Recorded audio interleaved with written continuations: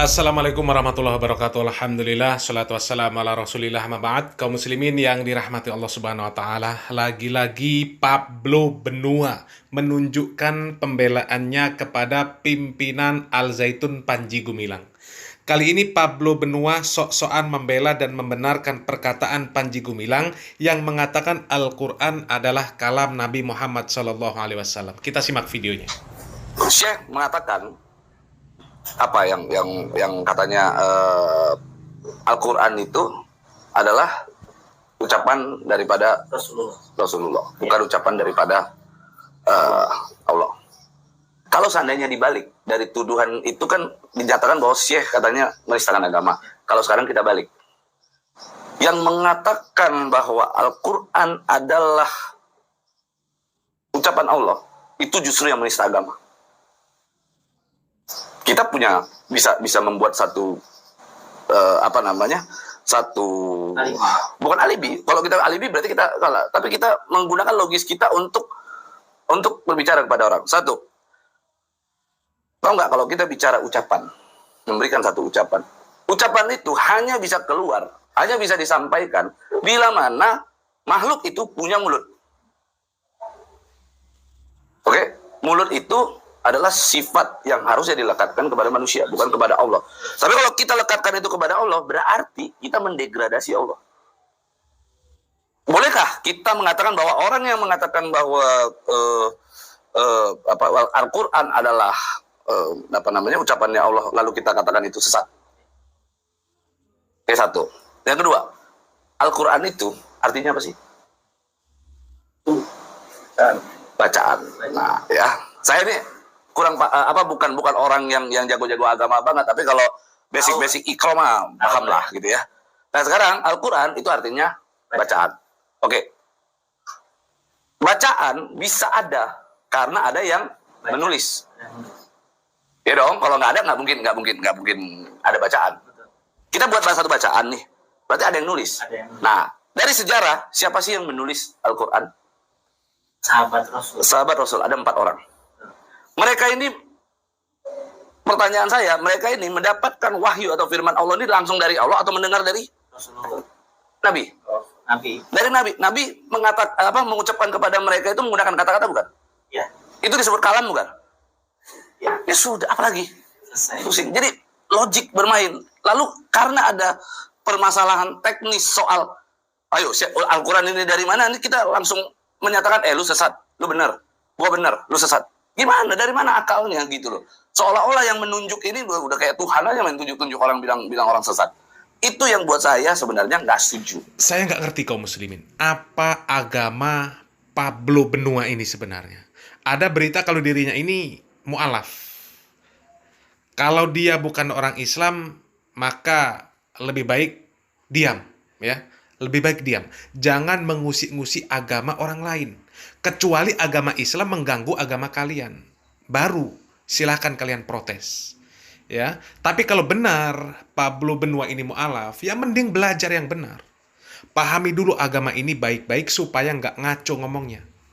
Tapi alhamdulillah masih ada orang-orang yang cerdas yang ikut membantah perkataan yang mengatakan bahwa Al-Quran adalah kalam Nabi Muhammad SAW. Assalamualaikum warahmatullahi wabarakatuh. Ketika ada yang mengatakan bahwa Al-Quran adalah bahasa Rasulullah Sayyidina Muhammad, maka sungguh dangkal pemikiran pengetahuan orang itu. Bukankah dia tidak mempelajari ketika dia tidak mendengar bagaimana kisah ketika malaikat Jibril datang pertama kali, yang merangkulnya dan memeluknya dengan mengatakan Iqra. Kemudian Rasulullah mengatakan ma makna bikhari, apa yang saya harus baca? Iqra. 3 kali diulang kalamullah ini, baca olehmu. Sehingga coba kalau seandainya Al-Quran itu adalah bahasa Rasulullah Muhammad, maka bagaimana dia bisa pada saat itu mengatakan apa yang saya harus baca? Rasulullah kita tercinta belumlah tahu menguasai apa-apa pada saat itu. Hingga sengaja Allah buat demikian agar apa Allah datangkan wahyu kepadanya adalah keistimewaan Al-Quran sebagaimana kalam Allah, sehingga terbantahkanlah mereka yang mengatakan bahwa Al-Quran adalah perkataan Muhammad. Sungguh mereka dangkal pemikiran mereka ketika mereka mengatakan bahwa Al-Quran adalah bahasa Muhammad.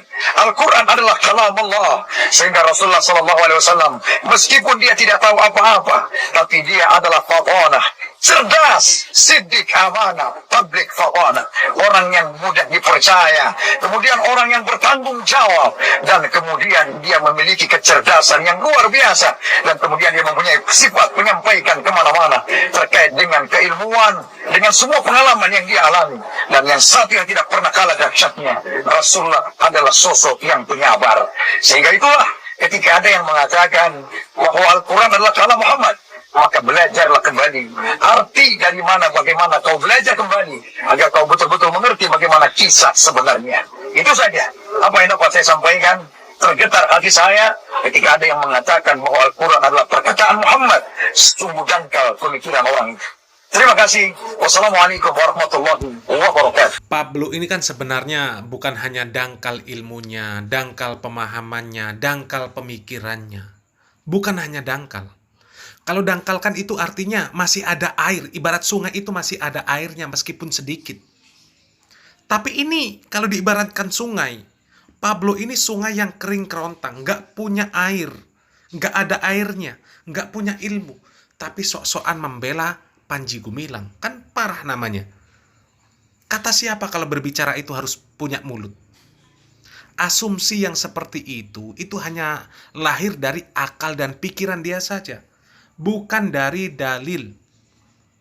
Ya, hanya akal dan pikiran yang dikedepankan. Pikirannya sudah membayangkan yang berbicara pakai mulut, pakai suara, pakai bahasa. Itu maka bukan Allah, itu makhluk. Dan artinya kalau mengatakan Allah berbicara itu menistakan Allah. La haula wala quwata illa billah.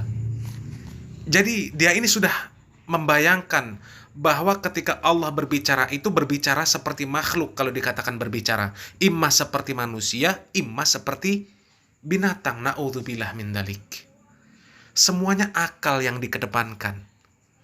Ya, subhanallahi amma yasifun. Maha suci Allah dari apa yang mereka sifatkan. Padahal sudah jelas, apapun sifat Allah yang melekat pada makhluk itu hanya sama di dalam namanya saja. Hakikatnya kita tidak akan tahu. Jangankan Allah Rabbul Izzati wal Jalalah yang maha sempurna. Jangan kita membayangkan bagaimana cara bicaranya, bagaimana suaranya. Malaikat saja yang itu sama-sama makhluk. Kita tidak tahu bagaimana malaikat berbicara, bagaimana bentuk fisik malaikat. Kita tidak tahu. Malaikat Jibril dikatakan memiliki sayap. Sayapnya seperti apa? Kita tidak tahu. Kemudian dikatakan bahwasanya semua makhluk yang ada di langit dan di bumi, semuanya berzikir kepada Allah. Bagaimana berzikirnya? Kita tidak tahu. Pohon, air, batu, tanah, binatang, tumbuhan, semuanya berzikir kepada Allah. Di dalam surat Al-Isra ayat 44 Allah Subhanahu wa taala mengatakan bahwasanya langit yang 7, bumi dan semua yang ada di dalamnya bertasbih kepada Allah. Dan tidak ada satupun di antara mereka ini semuanya, melainkan semuanya mereka bertasbih memuji Allah Subhanahu wa taala. Tetapi kalian yang tidak mengerti bagaimana tasbih mereka. Kita yang tidak tahu tasbihnya mereka. Itu gambaran makhluk yang dikatakan Allah bahwasanya mereka ini bertasbih. Hanya kita tidak tahu bagaimana tasbihnya mereka. Kalau bertasbih yang kita fahami, yang kita ketahui, yang kita ilmui, yang sesuai dengan dalil, tasbih itu ucapan subhanallah. Artinya mereka bertasbih, mengucapkan subhanallah.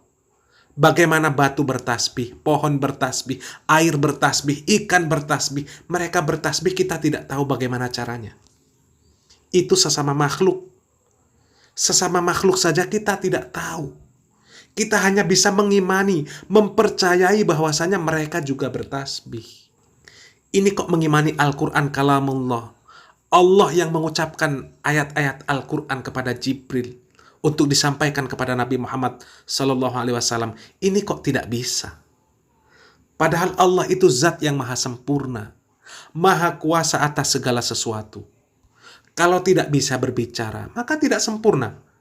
Tidak ada suaranya, tidak sempurna. Tidak bisa melihat, tidak sempurna. Tidak bisa mendengar, tidak sempurna. Tapi berbicaranya Allah, melihatnya Allah, mendengarnya Allah tidak sama dengan makhluk.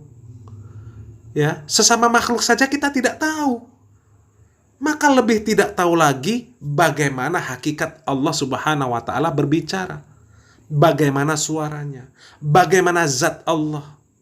Tidak tahu, kita hanya wajib mengimani saja, bukan mengakal-ngakali. Mencari pembenaran kalau itu ucapan Nabi karena bukan Allah yang langsung menyampaikan kepada kita. Itu kan logika-logika yang bodoh namanya. Teks proklamasi saja yang menulis staf TU sekolah. Tapi Anda bisa mengatakan dari Soekarno-Hatta. Bukan dari staf TU. Kendaraan yang diproduksi di Cikarang, Bekasi, Indonesia. Anda bisa mengatakan itu produk Jepang. Bakso yang ada di Surabaya, Anda bisa mengatakan itu bakso Solo. Reok yang ada di Kalimantan bisa menyebut reok Ponorogo. Tapi untuk mengatakan Al-Quran kalamullah, kalian kesusahan. Ya, itu sangat aneh. Salam waras, salam akal sehat. Barakallahu fikum. Wassalamualaikum warahmatullahi wabarakatuh.